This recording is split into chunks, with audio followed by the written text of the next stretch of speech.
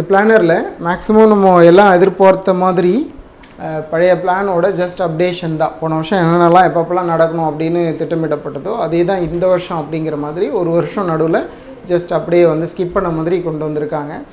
நம்ம அந்த சிஸ்டத்தை நம்ம எதுவும் பண்ண முடியாது, நம்ம மாற்ற முடியாது. பட் நம்ம பாயிண்ட் ஆஃப் வியூவிலேருந்து இதை எப்படி சக்ஸஸ்ஃபுல்லாக மாற்றிக்கலாம், அதுதான் நம்மளோட வியூ. ஸோ அந்த சைட்டில் இருக்கிற குறைகள் இதெல்லாம் நம்ம எதுவுமே பேசி சரி பண்ண முடியாது. ஸோ நம்ம என்ன செய்ய முடியும், நம்ம அதை எப்படி ரெஸ்பான்ஸ் பண்ணி எடுத்துக்கலாம், அதுதான் நம்ம டார்கெட். ஓகே, இப்போ நம்ம இதில் இந்த செஷனை வந்து நான் 2 வியூவில் பார்க்குறேன். ஒன்று ஜென்ரல் காமனாக எல்லாரோட டார்கெட் வந்து மேபி இதில் சிலருக்கு குரூப் 4ஆக இருக்கலாம், சிலருக்கு குரூப் 2ஆக இருக்கலாம், 2Aவாக இருக்கலாம், வாட் இட் மேபி. அதை இந்த ஃபேஸை நம்ம கம்பைன் பண்ணி யூஸ் பண்ணிக்கலாம். குரூப் 4 இது வந்து ஆல்ரெடி உங்களுக்கே தெரிஞ்சிருக்கும். 90% டிக்ளேர் பண்ண ஒரு விஷயம் அஃபிஷியலாக, அதாவது டிஎன்பிஎஸ்சி வந்து அதை ஓப்பனாக இன்னும் சொல்லலை. பட்டு மினிஸ்டர்ஸ் இவங்க இந்த மாதிரி நிறைய நபர்கள் சொல்லக்கூடிய கருத்தாகவே மாறி இருந்தது. அதை மீடியா வழியாகவும் சொல்லியிருந்தாங்க. குரூப் 4 வந்து பழைய பேட்டர்னில் தான் இருக்கும் அப்படிங்கிறத இது வரைக்கும் சொல்லியிருக்காங்க. சரியா? ஸோ மேக்ஸிமம் இந்த செட்டு தான் இப்போ வரப்போகிற குரூப் 4 இருக்கு இல்லையா, நீங்கள் எழுத போகிற அந்த குரூப் 4 தான் கடைசி செட்டாக இருக்கும். எதுலன்னா இந்த பேட்டர்னில். ஸோ இந்த கொரோனா பீரியட் கேப்பு இது எல்லாமே மோர் ப்ரெஷரை க்ரியேட் பண்ணக்கூடாது அப்படிங்கிறதுனால இந்த பழைய பேட்டர்னை இந்த ஒரு முறை அலோவ் பண்ணுற மாதிரி அவங்க பிளான் பண்ணுறாங்க. ஸோ நெக்ஸ்ட் டைமிங்லேருந்து நம்ம குரூப் 2 2Aக்கு பார்த்துருப்பீங்களா, GS syllabus 175 questions in GK, அப்புறம் வந்து 25 கொஷின்ஸ் இன் மேத்ஸ். இந்த பேட்டர்னுக்கு அவங்க கன்வெர்ட் பண்ணிடுவாங்க. ஸோ லாங்குவேஜை கட் பண்ணுறது தான் அவங்களோட டார்கெட்டு. ஸோ குரூப் 4 நிரந்தரமாக நமக்கு லாங்குவேஜோடு வரும் அப்படிங்கிற எக்ஸ்பெக்டேஷனோட வெயிட் பண்ண வேண்டாம். சரியா? ஸோ இந்த லாஸ்ட் சான்ஸை பயன்படுத்த முடியுமா அப்படிங்கிறத முதல்ல மைண்டில் வச்சுக்கோங்க. குரூப் 4 பொறுத்த வரைக்கும் உங்கள் எல்லாருக்குமே தெரியும், 100 questions in language, general Tamil or general English, 100 in GS, அதாவது ஜிகேலேருந்து 75 கொஷின்ஸு, ஆப்டிடியூட்லேருந்து நமக்கு 25 கொஷின்ஸு. ஸோ நம்ம கான்செப்ட்ஸ் வந்து பேஸ்ட் ஆன் பழைய பேட்டர்ன் தான், அதில் எதுவும் மாற்று கருத்து இல்லை. ஆனால் இதில் ஃபஸ்ட்டு இதில் ஒரு ஸ்ட்ராட்டஜியை புரிஞ்சு வச்சுக்கோங்க. நமக்கு ரிசல்ட் வந்த பிறகு தான் உங்களோட தப்பே தெரியும். சரியா? அல்லது கொஷினை எழுதி முடிச்சுட்டு வந்த பிறகு தான் அதை அனலைஸ் பண்ணியிருந்தீங்கன்னா உடனே தெரியும். அனலைஸே பண்ணலை அப்படின்னா ரிசல்ட் வந்த பிறகு தான் தெரியும் நமக்கு. ஸோ இதில் இயல்பாக நடக்கக்கூடிய பிளண்டர்ஸு, நமக்கு என்ன சப்ஜெக்ட்லாம் பிடிக்குமோ அதெல்லாம் நிறைய நேரம் படிப்போம். நமக்கு எந்த சப்ஜெக்ட்லாம் பிடிக்கலையோ இல்லை கஷ்டமாக இருக்கோ அதை வந்து ஸ்கிப் பண்ணுவோம், இல்லாட்டி முடிஞ்ச வரைக்கும் கம்மியான டைம் படிப்போம். இதுதான் நேச்சுரலாக நடக்கக்கூடிய ஆஸ்பெக்ட். ஸோ முதல்ல நம்ம ஒரு பேசிக் ஸ்ட்ராட்டஜியை நீங்கள் ஆல்ரெடி மேக்ஸிமம் எல்லாருக்குமே இதில் தெரிஞ்சிருக்கும். அடுத்ததாக பிரேக்கப். ஒரு கொஷின்லேருந்து எனக்கு எவ்வளோ சப்ஜெக்ட்ஸ், எவ்வளோ நம்பர் ஆஃப் கொஷின்ஸு ரைஸ் பண்ணுவாங்க, என்ன அது, இந்த மாதிரி. இப்போ நீங்கள் general Tamil or general English எதை வேணாலும் எடுத்திருந்தாலும் அது வந்து it is combine into 3 parts. Okay, book பேஸ்டான ஒரு பார்ட்டு, அப்புறம் வந்து கிராமர் பேஸ்டான ஒரு பார்ட்டு, லிட்ரேச்சர் பேஸ்டான ஒரு பார்ட்டு. சரியா? இயல்பாக நம்ம அப்படி தான் பிரித்து வச்சுருப்போம். அதுக்கு முன்னாடி வெறும் கிராமர் மட்டும் இருந்தது. அப்போ வந்து நம்ம நார்மலாகவே 100 கொஷின்ஸில் 95+ போடுறது சர்வசாதாரணமாக சாத்தியமாக இருந்தது. இப்போ அந்த மாதிரி இருக்காது. பட் இதில் ஒரு ரேஞ்ச் ஃபிக்ஸ் பண்ணிக்கலாம். ஜென்ரலாகவே உங்களோட லாங்குவேஜ் அப்படின்னா எல்லாருமே ஓரளவுக்கு லாங்குவேஜை அப் டு 12th சுமாராக படித்த கேண்டிடேட்டு 60 to 70 கொஷின்ஸ் எடுத்திருப்பாங்க. ஸோ 60லேருந்து 70 கொஷின் அவங்க அடிச்சிருப்பாங்க. அதுக்கு மேலே நீங்கள் அடிக்கிற ஒவ்வொரு கொஷினும் உங்களோட ப்ரிப்ரேஷன் தான். சரியா? ஸோ அந்த லாங்குவேஜில் இன்ட்ரெஸ்ட் கம்மியாக இருக்கிறவங்களோட மார்க் 60 இருக்கும். ஓரளவுக்கு நார்மலாகவே நல்லா இருக்கிற கேண்டிடேட் 70 இருக்கும். ஸோ இதுக்கு மேலே நீங்கள் கெயின் பண்ண போகிறது தான் உங்களோட ஒரு ரியல் ஸ்கோர். நீங்கள் படிக்கிறதும் இந்த 60-70க்கு இல்லை, மிச்சம் இருக்கிற 30லேருந்து 40 கொஷினை கவர் பண்ணுறதுக்கு தான். ஸோ இந்த ஆங்கிளில் இருக்கிற ட்ராபேக்ஸ்லாம் என்னென்ன அப்படின்னு பார்த்தீங்கன்னா, ஏன் இதை ஃபஸ்ட்டு எடுத்துக்கிட்டோம், நம்ம அனாலிசிஸில் ஃபஸ்ட்டு ஏன் இதை எடுத்துக்கிட்டோம் அப்படின்னா ஒரே ரீசன் தான். எப்போவுமே உங்களுக்கு பிடிச்சது இதெல்லாம் கிடையாது. எக்ஸாமில் எது அதிகபட்ச இடம் பெறுமோ அதுதான் நம்ம டார்கெட்டு. சரியா? நமக்கு அந்த சப்ஜெக்ட் பிடிக்குமா பிடிக்காதாங்கிறதுலாம் விஷயம் இல்லை. அப்போ இதிலேருந்து நிறைய கொஷின் வர்றதுக்கு வாய்ப்பு இருக்குது. அப்போது நம்ம அதுதான் மைண்ட் செட்டில் இருக்கணும் ஈச் அண்ட் எவ்ரி ஆஸ்பெக்டில். இதை நம்ம அனலைஸ் பண்ணுறதுக்கு 2 ரீசன் தான். ஷார்ட் டைமிங்கில், ரொம்ப கம்மியான நேரத்தில் மேக்ஸிமம் கொஷின்ஸை உங்களால் ப்ரிப்பேர் பண்ண முடியும் அப்படின்னா அது ஜிஎஸ் கிடையாது, லாங்குவேஜ் தான். அதனால ஃபஸ்ட்டு ப்ரிஃபரன்ஸை அதுக்கு கொடுங்க. சரியா? குரூப் 4 பாயிண்ட் ஆஃப் வியூவில் அதுதான் டார்கெட்டாக வச்சுருக்கக்கூடிய நபர்கள் ஃபஸ்ட்டு உங்களோட கவனத்தை அதில் செலுத்த வேண்டியிருக்கும். இதில் நீங்கள் ப்ரிப்பேர் பண்ண போகிறது 100 கொஷின்ஸுக்கு இல்லை, ஜஸ்ட் ஃபார் 30 to 40 கொஷின்ஸ்க்கு மட்டும்தான். ஸோ அந்த 30 to 40 கொஷின்ஸ் தான் நேச்சர். 10th வரைக்கும் +2 வரைக்கும் நீங்கள் தமிழில் படிச்சிருந்தாலோ இல்லை இங்கிலீஷில் படிச்சிருந்தாலோ அந்த 60 to 70 எல்லாரும் எடுக்கிற கொஷின் தான். அது கட் ஆஃப் கிடையாது. சரியா? அதுதான் எல்லாருக்கும் இருக்கும் அப்படின்னு நீங்கள் நினச்சிங்கன்னா அது தப்பு. If your strength is your language, அதாவது தமிழோ இல்லை இங்கிலீஷோ, அதே நீங்கள் ஆப்ஷனலாக எடுத்தீங்கன்னா அப்போ இந்த ப்ராப்ளம் இப்படி தான் இருக்கும். உங்களுக்கு தெரிஞ்ச 60லேருந்து 70 வரும், தெரியாமல் 30லேருந்து 40 வரும். அப்போ நம்ம ப்ரிப்பரேஷனோட கோல் வந்து இந்த கொஷின்ஸு தான். சரியா? அதையும் நீங்கள் பிரிக்கணும். 3 செக்மெண்ட் இருக்குது. லிட்ரேச்சரில் நம்ம வீக்காக இருக்கிறோமா, கிராமரில் வீக்காக இருக்கிறோமா, இல்லை லெசன்ஸில் வீக்காக இருக்கிறோமா, அதை கவனிங்க. எந்த ஏரியாவில் வீக்காக இருக்கீங்கன்னு ஐடென்டிஃபை பண்ணிவிட்டு அந்த ஏரியாவை ஸ்ட்ரென்தன் பண்ணணும். அப்படி பண்ணாதான் அதிலிருந்து நம்ம ஒரு 25 to 30 கொஷின்ஸை ஆட் பண்ண முடியும். சரியா? இதுதான். இதில் நிறைய பேர் பண்ணுற தப்பு ஒன்று இருக்குது. என்ன பண்ணுவாங்க அப்படின்னு நான் சொல்கிறேன். 100 கொஷின் 50% கொஷின்ஸு லாங்குவேஜுக்கு கொடுத்துருக்காங்க. அப்போ நம்ம வந்து ஒரு நாளைக்கு 10 மணி நேரம் படிக்கிறோம் அப்படின்னா அப்போ 5 மணி நேரம் லாங்குவேஜ் படிக்கணும், இன்னொரு 5 மணி நேரம் ஜிகே படிக்கணும் அப்படின்னு ரேண்டமாக பிரிப்பாங்க. அதெல்லாம் ஒன்றும் கணக்கில்லை. நான் சொல்கிற பாயிண்ட்டு புரிஞ்சுக்கோங்க. ஜென்ரல் நாலேஜில் ஜிகே பேப்பர் ஜிஎஸ் இருக்கு இல்லையா, அதில் மொத்தம் 100 கொஷின் இருக்குது. எந்த ப்ரிப்ரேஷனும் இல்லாமல் உங்களால் இந்த 60லேருந்து 70 கொஷின் அடிக்க முடியுமா? ஒரு 10 நாள் மட்டும் படிச்சுட்டு ஜிகே பேப்பரை 10 நாள் மட்டும் எல்லா சப்ஜெக்டையும் வாசிச்சுட்டு 60லேருந்து 70 கொஷினை உங்களால் அடிக்க முடியும்னா நீங்கள் சொல்கிற ஸ்ட்ராட்டஜி கரெக்டு. ஆனால் தமிழையோ இல்லை இங்கிலீஷையோ ஒரு 10 நாள் எல்லாத்தையும் படிச்சுட்டு 60லேருந்து 70 அடிக்க முடியும். கரெக்டாக? அப்போ என்ன அர்த்தம்னா அது உங்களோட ஸ்ட்ரென்த்து. அப்போ லாங்குவேஜ் வந்து உங்களோட ஸ்ட்ரென்த்து. ஆல்ரெடி அவ்வளோ கவர் பண்ணி வச்சுருக்கீங்க, அவ்வளோ டைம் ஸ்பெண்ட் பண்ணி வச்சுருக்கீங்க, அவ்வளோ ரீகால் பண்ணி வச்சுருக்கீங்க. அதனால் மட்டும்தான் 60லேருந்து 70 அது ஒரு 10 நாள் ப்ரிப்ரேஷனில் எடுக்க முடியும். சரியா? அப்போது இது வந்து ஆல்ரெடி உங்கள் ஸ்ட்ரென்த்தாக இருக்கிறதுனால இதுக்கு நீங்கள் ஒரு நாளைக்கு 10 மணி நேரம் படிக்கிறீங்க, அதில் 5 மணி நேரம் இதுக்கு ஒதுக்க வேண்டிய அவசியம் இல்லை. ஏன்னா இதை நீங்கள் மிச்சம் இருக்கிற 25-30 கொஷினை எடுத்தால் போதும். அப்போ உங்கள் ஸ்ட்ரென்த்துக்கு தகுந்த மாதிரி டைம் ஒதுக்குங்க. சரியா? குறைவான நேரத்தில் அதிகமான கொஷின் கவர் பண்ண முடியும். நான் சொல்கிறது இந்த பாயிண்ட் ஆஃப் வியூவில் தான்.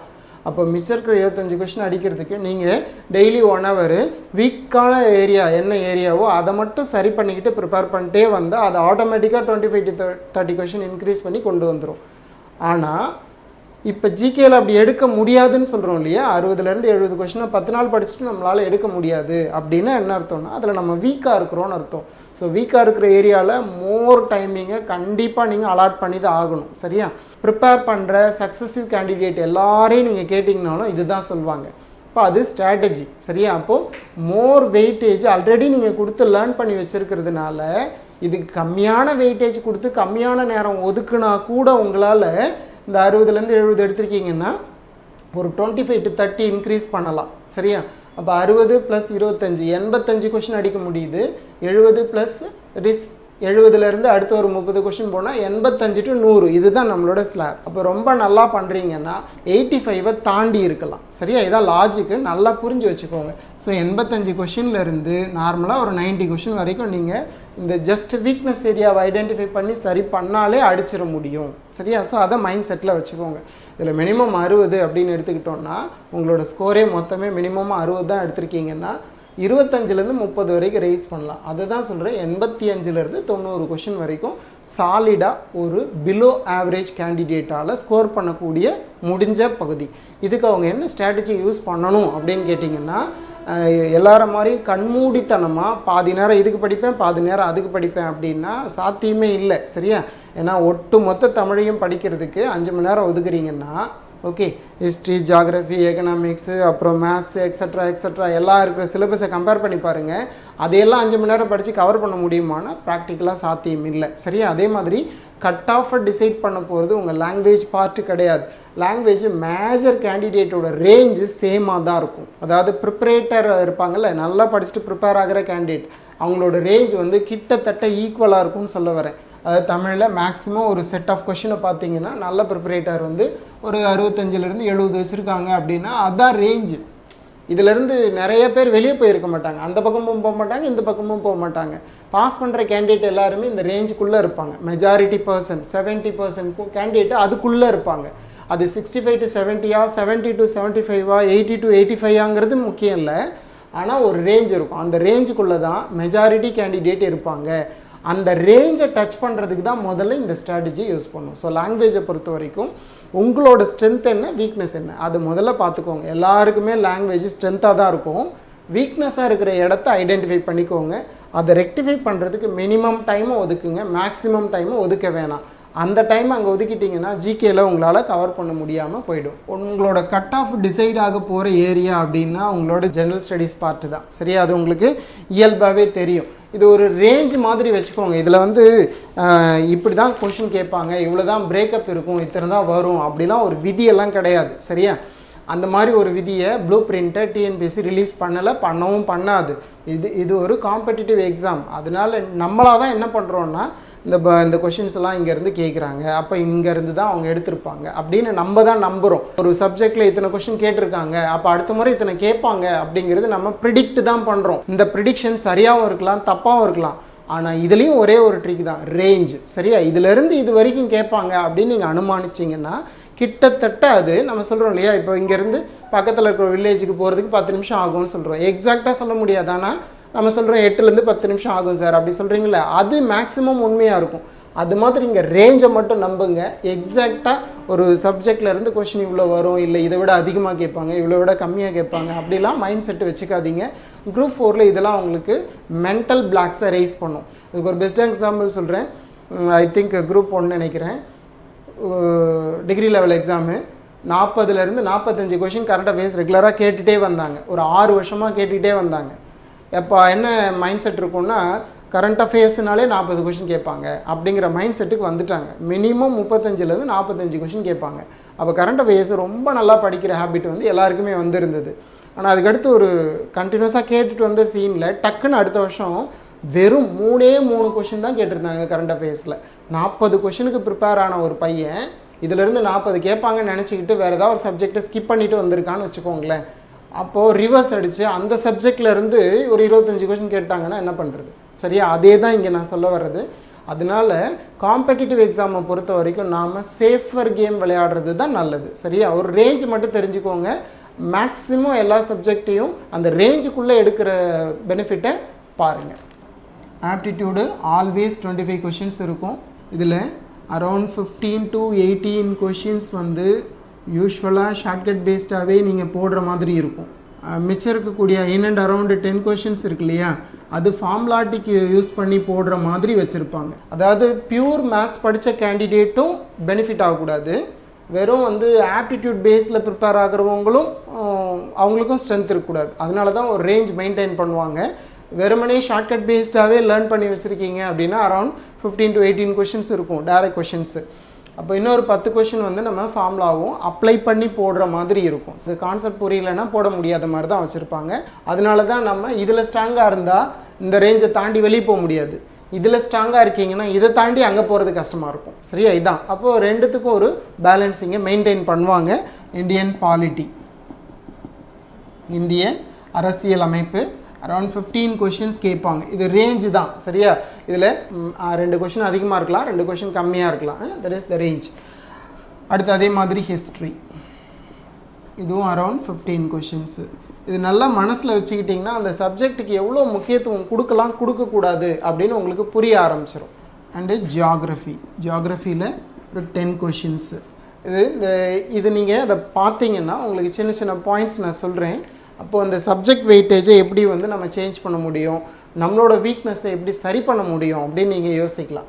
அதே மாதிரி கரண்ட் அஃபேர்ஸு அப்ராக்சிமேட்லி 10 கொஷின்ஸ். அப்புறம் நம்ம மீதி இருக்கக்கூடிய சப்ஜெக்ட்ஸ் இருக்கு இல்லையா, அதாவது physics, chemistry, botany, zoology, economics, இது எல்லாமே அரவுண்ட் ஈச் 5. ஒவ்வொரு கொஷினும் சராசரியாக 5 கொஷின்ஸ் இருக்கும். இதை தெளிவாக மைண்ட் செட்டில் வச்சுக்கோங்க. சரியா, இதில் நான் சின்ன சின்ன டிஃப்ரென்சஸ்லாம் காமிக்க விரும்பலை. சரியா, இப்போ ஃபார் எக்ஸாம்பிள் பாட்டனியில் கம்மியாக இருக்கும், ஜுவாலஜியில் அதிகமாக இருக்கும்.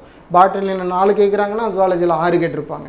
இந்த மாதிரி சின்ன சின்ன வேரியேஷன்ஸ் இருக்கும். ஆனால் அந்த வேரியேஷன்ஸுக்கெலாம் நீங்கள் முக்கியத்துவம் கொடுக்க வேணாம், இந்த ரேஞ்சை மட்டும் மைண்ட் செட்டில் வச்சுக்கோங்க.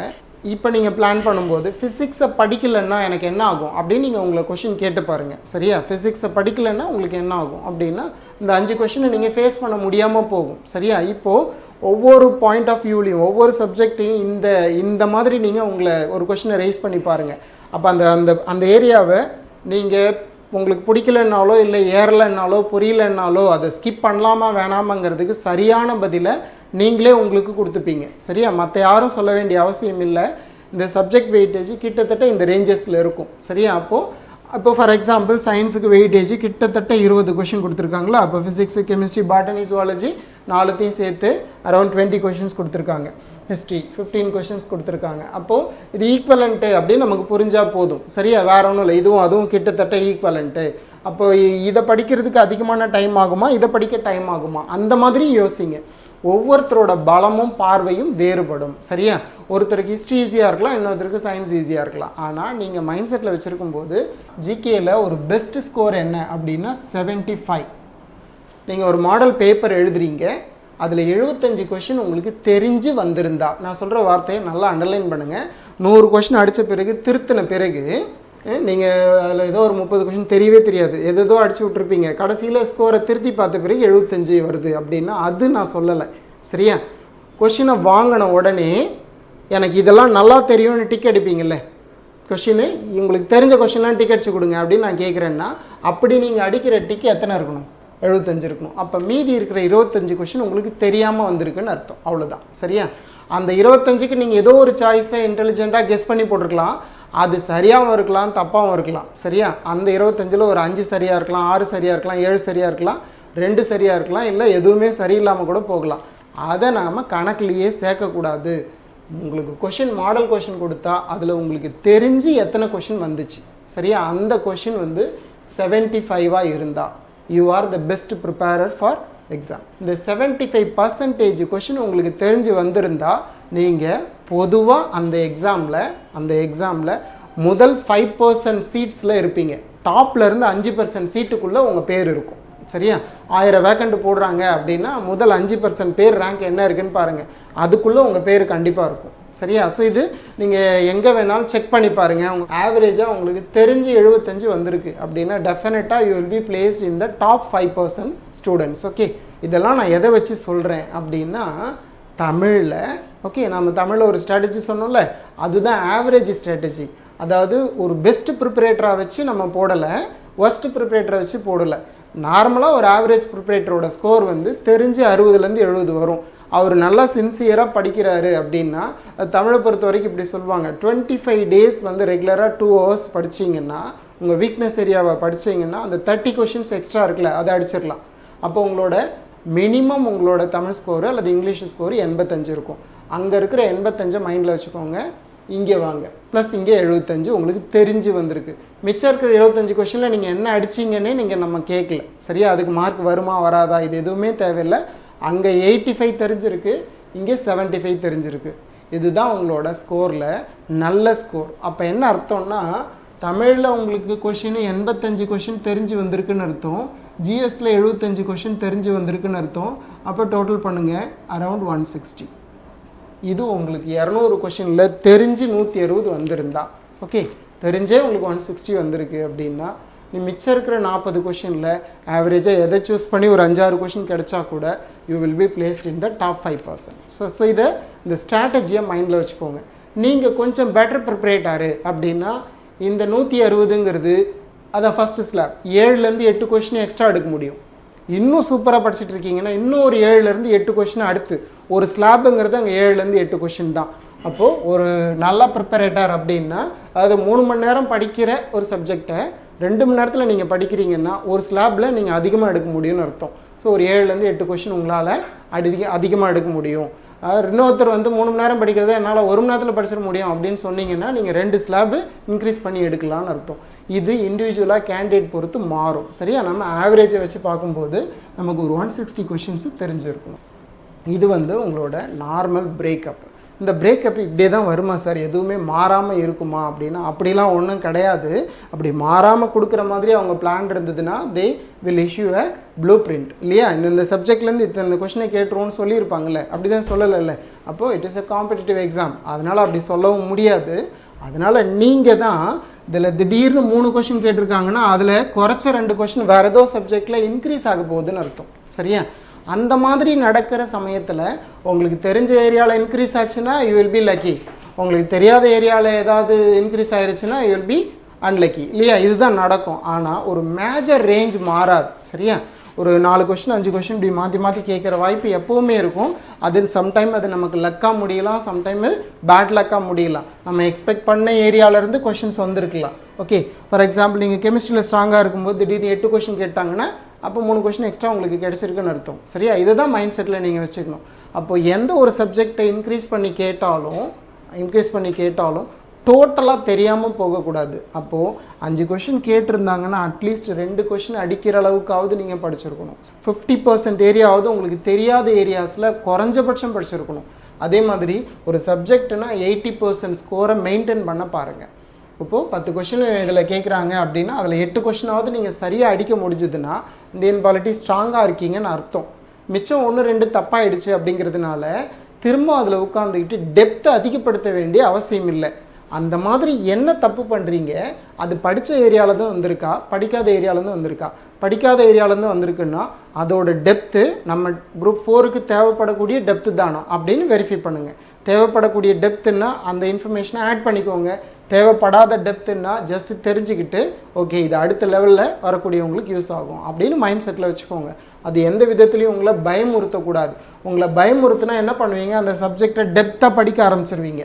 ஆனால் அந்த டெப்த்து உங்கள் எக்ஸாமுக்கு தேவைப்படாது. சரியா? அப்போது நீங்கள் வந்து அந்த ஸ்ட்ராட்டஜியை ஃபாலோ பண்ணாத பட்சத்தில் உங்கள் டைம் போய்கிட்டே இருக்கும். டைம் போயிட்டே இருந்ததுன்னா உங்கள் ரிசல்ட்டு டிஸ்டன்ட் ஆகிட்டே இருக்குன்னு அர்த்தம். ஸோ உங்களோட ஆஸ்பெக்டில் நீங்கள் பண்ணக்கூடிய எரர்ஸை மைண்ட் செட்டில் வச்சுக்கிட்டு இதை கவனிங்க. ஓகேவா? தமிழ்நாட்டிலேயே முதன்முறையா ஆட்சி தமிழ் IAS அகாடமியில எல்லா புத்தகங்களையும் தமிழ்ல மொழிபெயர்த்து முறையா வழிகாட்டிய ஆட்சி தமிழ் IAS அகாடமிக்கு என்னோட நன்றிகளை தெரிவிச்சுக்கிறேன்.